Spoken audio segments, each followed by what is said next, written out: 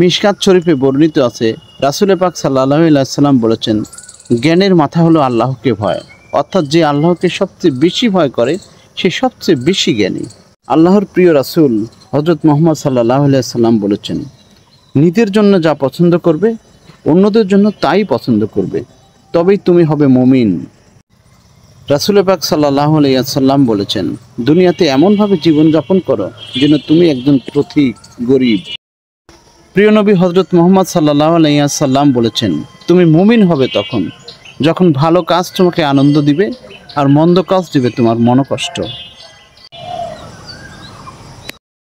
রাসূল পাক সাল্লাল্লাহু আলাইহি ওয়াসাল্লাম বলেছেন, রাতে ঘণ্টাখানেক জ্ঞান চর্চা করা সারা রাত ভরে ইবাদতে কাটানোর চেয়ে উত্তম।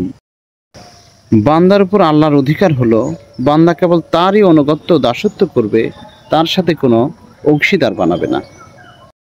কেউ আপনাকে বারবার ক্ষমা করে দেয়, এটা দ্বারা এটা বুঝবেন না সে বোকা, বরং বুঝবেন সে আপনাকে ভালোবাসে, সে আপনাকে হারাতে চায় না। ইংরেজিতে একটা প্রবাদ আছে, সৎ পথে উপার্জিত অর্থ সৎ পথে যায়, অসৎ পথে উপার্জিত অর্থ অসৎ পথে যায়। অর্থাৎ ইল গট ইল স্পেন্ট।